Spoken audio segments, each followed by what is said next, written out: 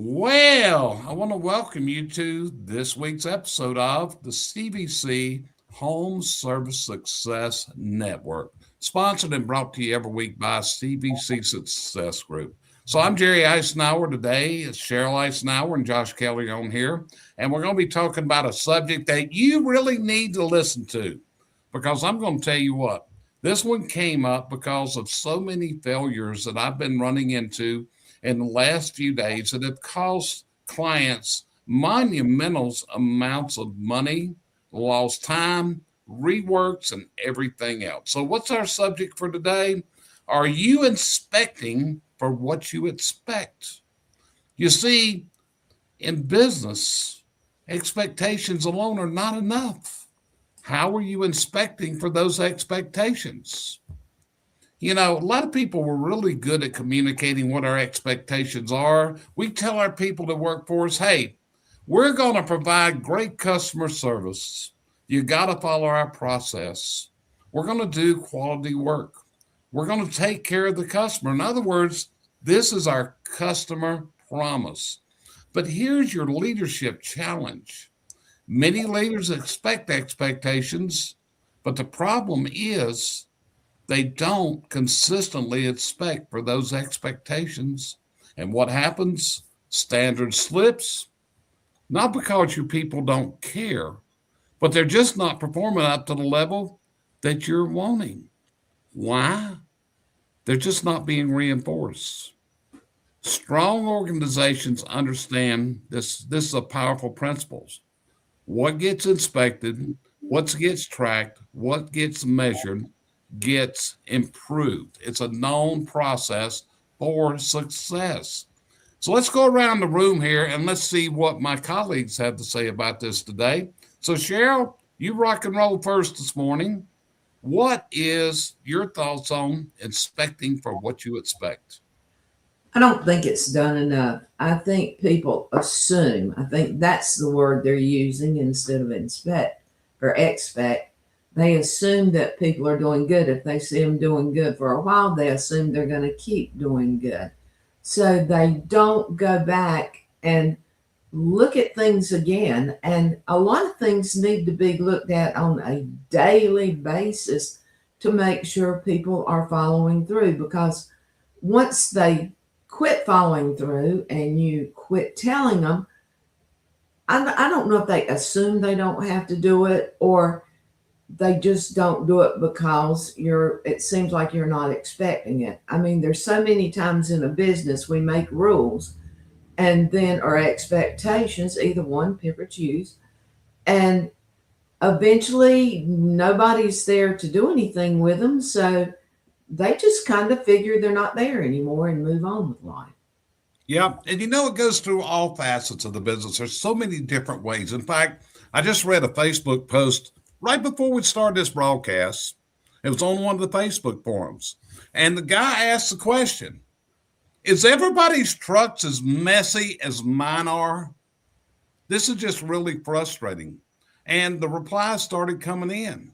And the problem is, he's got to set a standard. He's got to reinforce it, and he's got to sustain it. One guy even put on a reply, it's your fault if you don't have a system to hold people accountable and to maintain and sustain what you're looking for. So, Josh, I know that in your services, you're reviewing a lot of paperwork, a lot of results that technicians are doing in the field. What are you seeing out there? Are people inspecting for what they expect, or are they getting substandard service from their employees? From everyone that I'm auditing, I would say you're getting substandard responses from or results from the employees. I'm seeing, lack of documentation and then lack of follow up, and the big one is lots of missed opportunities for sales when those first two aren't done correctly. Lots of missed opportunities. So there's hundreds of thousands of dollars being left on the table, and then the follow-ups aren't done, and which, then multiplies out from there. I found that across everybody. And it's not just home service. I was actually doing some research into this subject today, And it is estimated right now that $438 billion are lost every year because of the disengagement of our employees and not following the standards and the systems that we set. But there are ways around this. But again, what we've got to do as leaders is we've got to step up to the plate and understand we have to roll out and do this with our employees. Cheryl, back to you. What's your thoughts on this? I think if you can't do it, if the owner cannot do it every day, someone needs to be appointed as, quote, the inspector.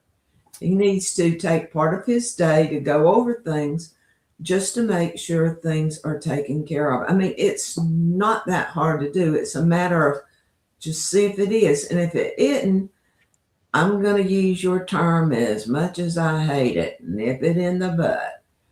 But the thing about it is, again, if you keep doing it over and over and over and letting things slide and slide, your employees will eventually decide that regardless of what he says or she, it's kind of like, oh, well, give them a month and they'll forget about it. And I think that happens way more than we want to expect.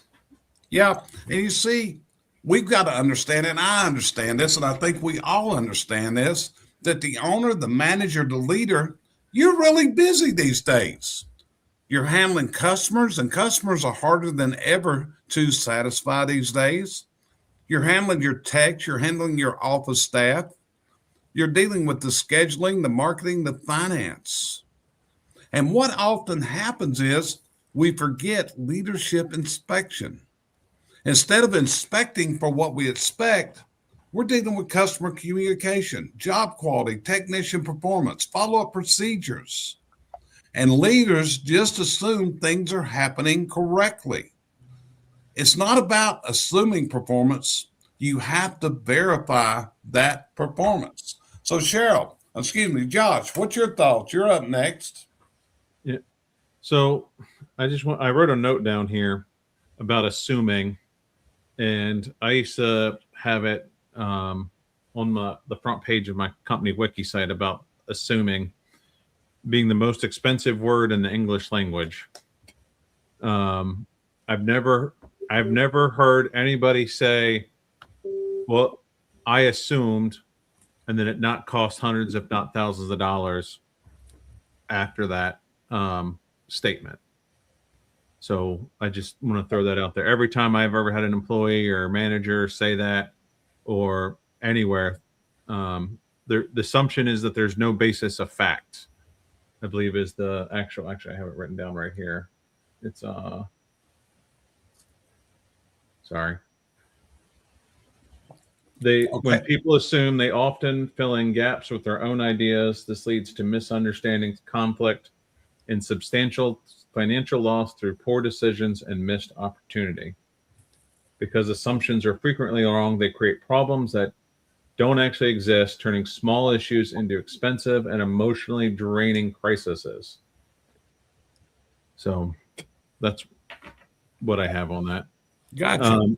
But you can, like, I've seen, from recent ride-alongs and things, it's like improper protection of the home from, soot and, dirty tools laying on customers' carpets and things like that.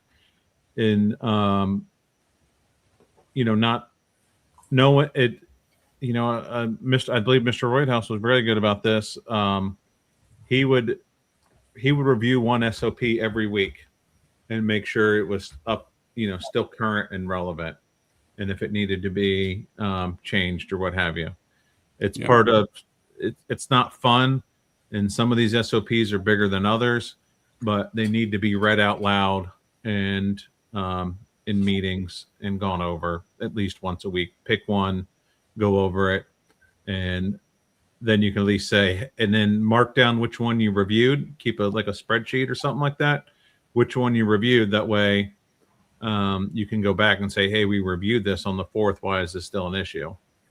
Right. But we got to remember this. It's not about being a micromanager. And a lot of people may look at this, so you're just trying to micromanage people. Your people may say that. That's not what it's about. It's about reinforcing your standards. It's about helping your people succeed. You've got to be inspecting all areas of the company, such as what is the customer experience like? What's the technician performance like? What's the job quality like? What's the sales processes like? The team communication. When you inspect consistently, several things happen. Accountability improves, team performance improves, and third, your organization will develop a culture of excellence. Your team understands when you do this that the standards you set actually matter. And in today's world, it's so much easier in some ways because of the artificial intelligence that we have available and the software systems. I mean, when we look at it, we want to review the technician performance.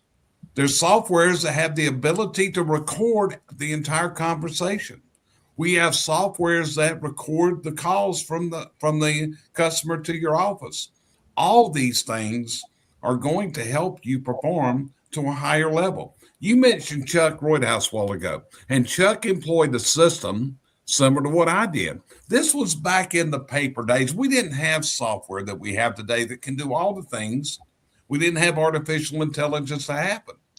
But what Chuck and I both did is at the end of every day, we took every inspection sheet, every receipt, and we took a red ink pen and we highlighted every mistake that was made that day. Not only that, we reviewed the photos from every job to see what was missing, compared it to the inspection sheet.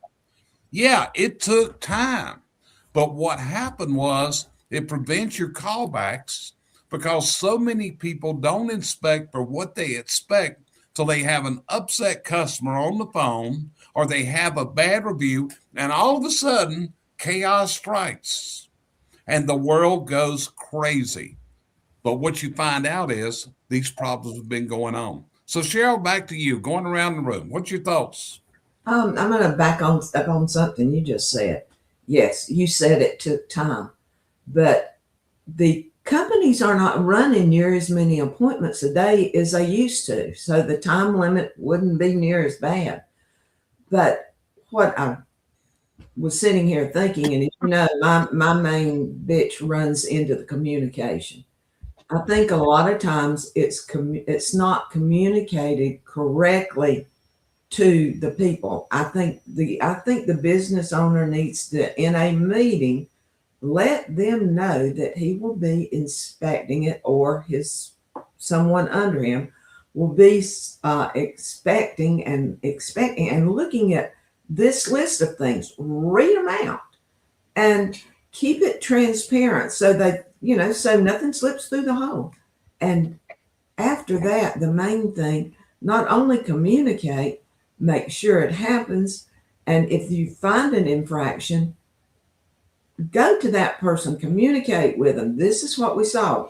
Put it on a piece of paper. It doesn't matter. Take it to them and say, this is what I saw. This is what you're not doing. Instead of waiting and assuming, as we were talking about earlier, that they're going to start doing it on their own. I think the assume word is a lot bigger than any of us can even imagine. Yeah, it is. Here's another example. We have a business owner and we tell the technicians and we tell our customers, we're going to provide thorough inspections and we're going to explain our findings to the customer. But here's the problem. The manager, the leader, they don't look at these inspection reports. They don't look at these photos. They don't look at the customer feedback. They don't look at the documentation. And what happens? Technicians begin to rush through inspections, not because they're bad people, because nobody is inspecting the process. Now imagine a leader who reviews all these things. They review all the documentation. Things happen. And let me give you another side of this. Let me tell you, if something bad happens and you have a lawsuit against you, I'm going to tell you what happened. There's going to be a fleet of attorneys and subject matter experts, and they're going to dig deep into every facet of everything that you did, everything you did. And if you didn't do it properly, you don't have any defense. You have no defense. This is when it brings it home. It's whenever you get a lawsuit, you get put on notice. It brings it home. You know, Josh, would you have any input about what it's about this when people are put on notice? What would you say at this point? Um, well, actually, I had something to say before this about setting standards. If Go I can go ahead. to that first. So I'm gonna tell a story. I have a very good friend who runs a very high end. He runs a service department for a very high end car line, very high end. And he came from a different. Before that, you know, he had to work his way up through another dealership. And the owner of the company took him into the service bay, sat down on the floor with him, and they ate dinner on the floor of this service garage. And he said, I expect to be able to eat here anytime, any day of the week. And that was how he set the expectation up. Because I've never seen another garage where you can do that. And that was the owner's, he set, that was his benchmark right there. And this is a white tiled floor servicing cars. And that's how they set that's how he was set the expectation of, hey, I'm going to pay you X, but this is where I want the company to be. And because of it, customers are allowed back there. It's part of the, the high end dealership experience. But, when you get put on notice, as I did once, I didn't think they were as invasive in the records, or they kind of took. I found the process to be a little bit BS because even though nobody had proof where the stove was bought from, they took an estimate and ran with it and said, well, obviously the stove came from you. So, not having good pictures or anything like that, or warnings, and certainly didn't help the account. An appliance was installed. I don't know if we had done it or not. Some records were missing, but they just went with it because the guy said, well, they did it. And yeah. So Josh, I actually went to that house with you because Yep. your company was a client of mine at that point, and I went to Waldorf and went to that house. What was your thought when we walked in that house today and saw the condition of that house? And we had two experts there that were probing everything. What was your thought? What went through your head? Thankfully, no one got hurt because they had already gutted the house, which was technically destroying evidence. But they had already gutted the house. B, we found that there was latent defects in the construction, right? The thimble wasn't built correctly, and they ignored that. They blatantly ignored it, and even my inspector, the guy on my team, I remember pretty correctly just saying, "Oh no, that's not the issue," and it was like, well, how is that not the issue? You can basically see that's the point of origin. So, I didn't think he was a very good expert. Yeah. So it's a severe issue. Ask yourself the question, if you're listening to me, are customers receiving the service experience that you would expect if you were the customer? Are we giving them proper communication, professionalism, and clarity?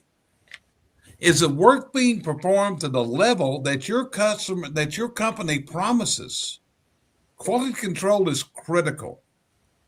Are your team members following the processes and systems your business requires?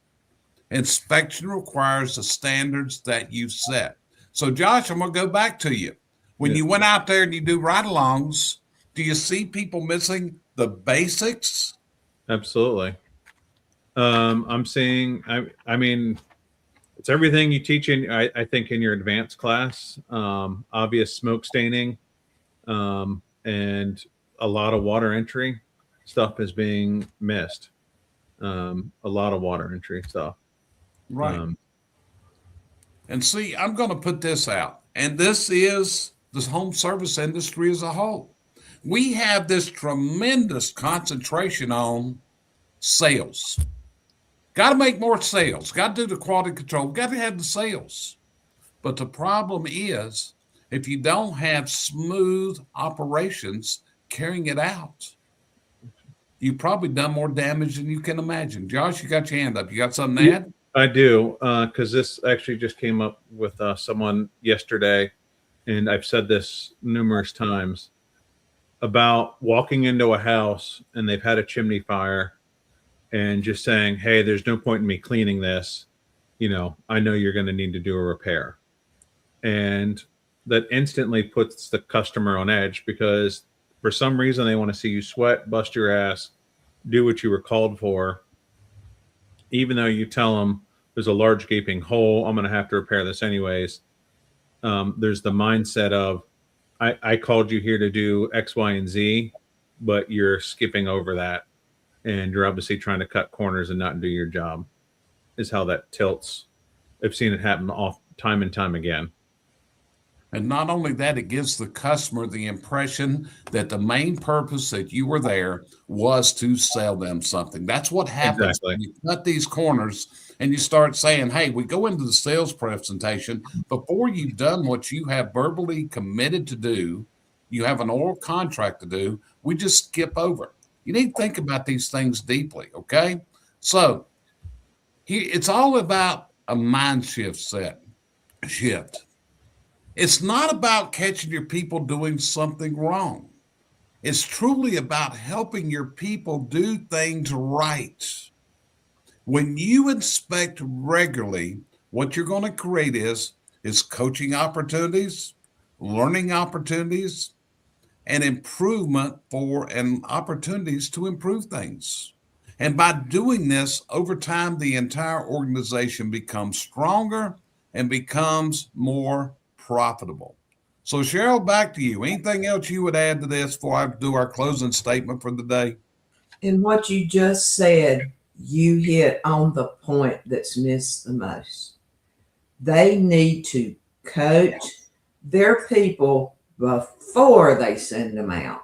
And the fact of what keeps that company running is the money that's brought into the customer and the amount of service that they get for their dollar. Because with the internet nowadays, somebody doesn't have to screw up real bad to make it a huge problem.